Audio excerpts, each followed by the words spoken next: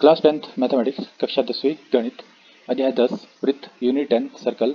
आज हम प्रश्नावली 10.2 एक्सरसाइज 10.2 को सॉल्व करेंगे।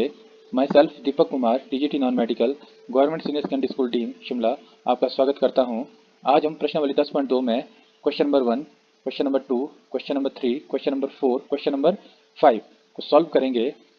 सबसे पहले क्वेश्चन नंबर 1। तो क्वेश्चन नंबर 1 था from a point Q the length of the tangent to a circle is 24 centimetre and the distance of Q from the centre is 25 centimetre. The radius of the circle is. एक बिंदु Q से एक वृत्त पर स्पर्श रेखा की लंबाई 24 centimetre तथा Q की केंद्र से दूरी 25 सेंटीमीटर है। वृत्त की त्रिज्या ज्ञात कीजिए। तो सबसे पहले मैंने यहाँ एक वृत्त ले लिया है और उसका एक केंद्र बिंदु ले लिया है O और त्रिज्या OP ले ली है। इसके बाद Q बिंदु से मैंने यहाँ पे स्पर्श रेखा गिराई है। तो पी क्यू आपके पास यहाँ पे स्पर्श रेखा है और Q बिंदु को केंद्र से भी मिला दिया है। तो हमें दिया गया था कि जो स्पर्श रेखा की लंबाई है वो कितनी है, 24 सेंटीमीटर। तो मैंने लिख लिया है 24 सेंटीमीटर और Q से केंद्र तक की दूरी 25 सेंटीमीटर है। तो मैंने वो भी 25 सेंटीमीटर लिख लिया है। हमें OP ज्ञात करना है, वृत्त की त्रिज्या ज्ञात करनी है। तो सबसे पहले जो गिवन है वो लिख लेते हैं, PQ 24 सेंटीमीटर, OQ 25 सेंटीमीटर। इसके साथ साथ आपको पता है कि जो P पे जो कोण बनेगा वो बनेगा 90 अंश का, क्योंकि हमें ज्ञात है कि जब भी स्पर्श रेखा गिरती है और केंद्र से स्पर्श बिंदु तक की जो दूरी है वो त्रिज्या होती है और यहाँ पे 90 अंश का कोण भी बनता है। तो आपके पास यहाँ पे समकोण त्रिभुज बन रहा है। तो समकोण त्रिभुज को सॉल्व करने के लिए हम पाइथागोरस प्रमेय का उपयोग करते हैं। तो OQ का वर्ग बराबर है OP का वर्ग जमा QP का वर्ग, ये आपको पता है। OQ आपके पास 25 दिया था तो 25 का वर्ग बराबर है OP का वर्ग। इसी तरह से ये हमें निकालना है। QP का वर्ग 24 है तो 24 का वर्ग आ जाएगा।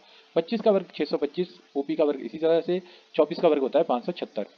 तो OP का वर्ग बराबर है 625 माइनस 576। जब इसे माइनस करेंगे हम तो ये आपका आ जाएगा 49। तो OP जब स्क्वायर परे जाएगा तो वर्गमूल बन जाएगा। तो OP की वैल्यू निकल कर आ जाएगी 7 सेंटीमीटर, क्योंकि वर्गमूल 49 की जो वैल्यू होती है वो होती है 7। तो आपका आंसर आ रहा है 7 सेंटीमीटर। तो रेडियस ऑफ सर्कल 7 सेंटीमीटर होगी। अब हम क्वेश्चन नंबर 2 करेंगे।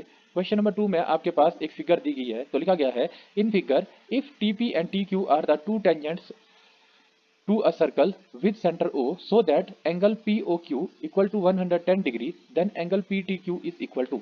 आकृति में यदि TPTQ केंद्र O वाले किसी वृत्त पर दो स्पर्श रेखाएं इस प्रकार है कि कोण POQ 110 डिग्री तो कोण PTQ बराबर है। तो आपके पास यहाँ पर दिया गया है, देख सकते हैं आप लोग, T से क्या है, स्पर्श रेखाएं गिराई गई है T बिंदु से। तो TP और TQ दो स्पर्श रेखाएं हैं और केंद्र आपके पास यहाँ O लिया गया है और केंद्र पे जो कोण बन रहा है तो आपका लिखा गया था POQ। O पे जो कोण बन रहा है वो बन रहा है 110 डिग्री का और स्पर्श रेखाएं हमेशा ही जो त्रिज्या है उनके साथ 90 अंश का कोण बनाती है यदि उनका स्पर्श बिंदु स्पर्श रेखा के साथ हो। तो P और Q आपके पास यहाँ पर दो स्पर्श बिंदु है तो यहाँ पे 90 अंश का कोण बन रहा है। तो T पे आपको अब ज्ञात करना है कि जो ये T पे कोण बनेगा ये कितने डिग्री का होगा। तो इसे हम सॉल्व करते हैं। तो O पे कोण बन रहा था 110 डिग्री का, तो P और Q इस पे बनेगा 90 डिग्री का।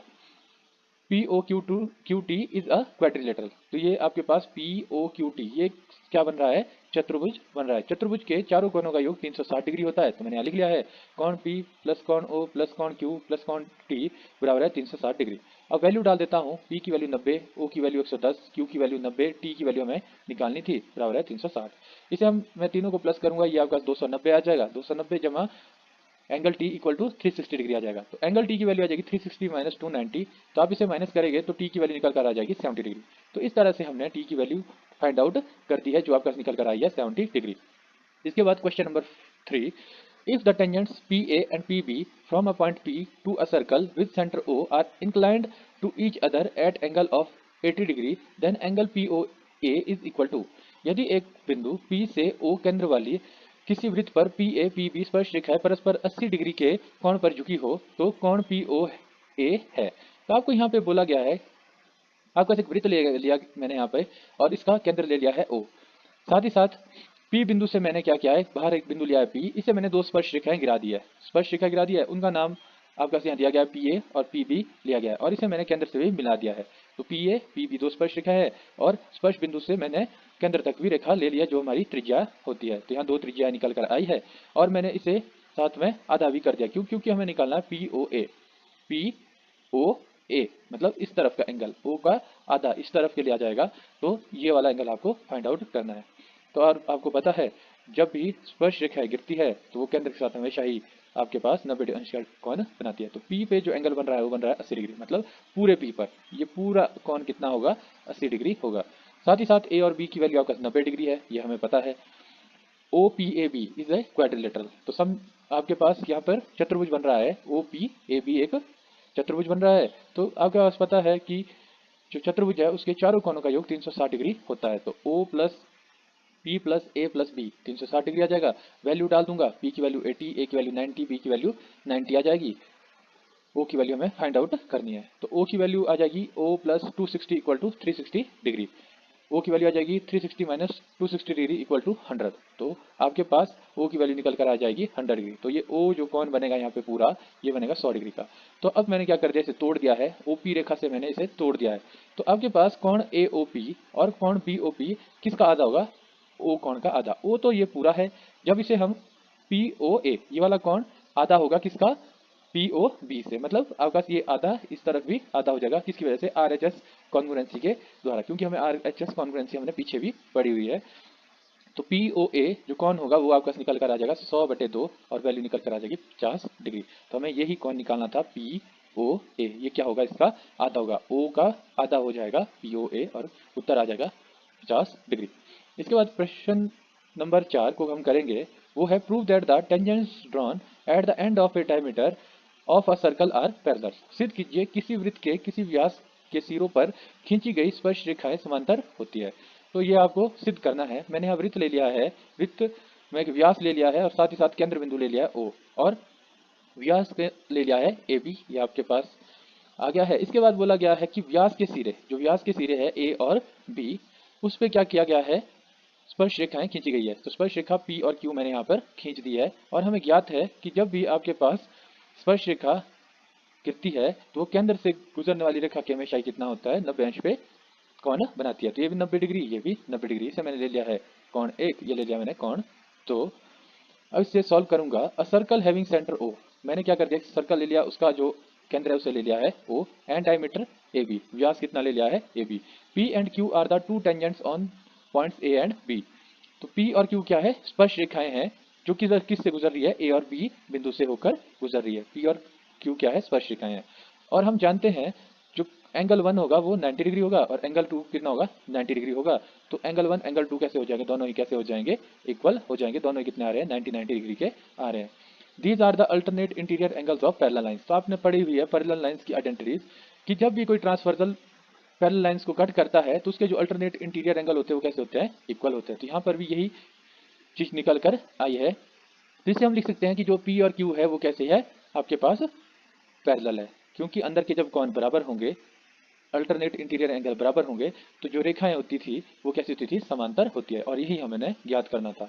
Hence the tangents drawn at the ends of a diameter of a circle are parallel. तो इससे हमें पता लगता है कि किसी वृत्त के व्यास के सिरों पर खींची गई स्पर्श रेखाएं हमेशा ही कैसी होगी, समांतर होगी। अब हम क्वेश्चन नंबर 5 को सॉल्व करेंगे, ये हमारा लास्ट क्वेश्चन है। Prove that the perpendicular at the point of contact to the tangent to a circle passes through the centre. सिद्ध कीजिए कि स्पर्श बिंदु से स्पर्श रेखा पर खींचा गया लंब वृत्त के केंद्र से होकर जाता है। तो इसमें दिया गया है आपके पास एक वृत्त, और उसका केंद्र ले लिया मैंने O, और साथ ही साथ OP क्या ले लिया मैंने, त्रिज्या, और एक रेखा, स्पर्श रेखा ले ली है जिसका मैंने नाम ले लिया यहाँ पे AB। तो जो ये स्पर्श रेखा है जब ये गिरेगी, तो जब स्पर्श रेखा पे मैं क्या गिराऊंगा, लंब गिराऊंगा, तो वो हमेशा ही किधर से गुजरेगा, केंद्र से होकर गुजरेगा। यही हमें सिद्ध करना था। तो इसे हम सॉल्व करते हैं। A circle having centre O, हमने एक सर्कल ले लिया जिसका सेंटर है O। AB is the tangent on circle whose point of contact is P। AB क्या आपके पास स्पर्श रेखा है जिसका जो स्पर्श बिंदु है वो क्या है, P है। तो OP इज द रेडियस, और साथ ही साथ यहाँ पर OP क्या है, क्या आ रहा है आपके पास, त्रिज्या आ रही है किसकी, वृत्त की। और हमने पढ़ा है कि जब भी त्रिज्या आपके पास स्पर्श बिंदु से होकर गुजरती है तो आपके पास 90 अंश का कोण बनाती है। तो OPA बराबर है OPB बराबर है 90 डिग्री, मतलब OPA यहाँ से भी 90 डिग्री, नीचे के लिए भी 90 डिग्री बन जाएगा। तो जब 90 अंश के कोण बनेंगे तो आपके पास जो OP रेखा होगी वो क्या होगी, AB के कैसे होगी, लंब होगी, परपेंडिकुलर होगी। तो OP परपेंडिकुलर टू AB, और यही हमने सॉल्व करना था।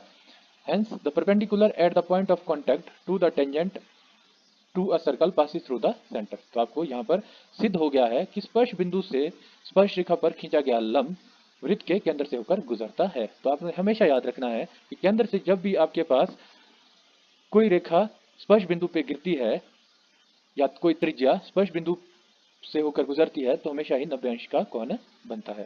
तो इस तरह से आपके जो क्वेश्चंस है वो सॉल्व हो गए हैं। Thank you for watching.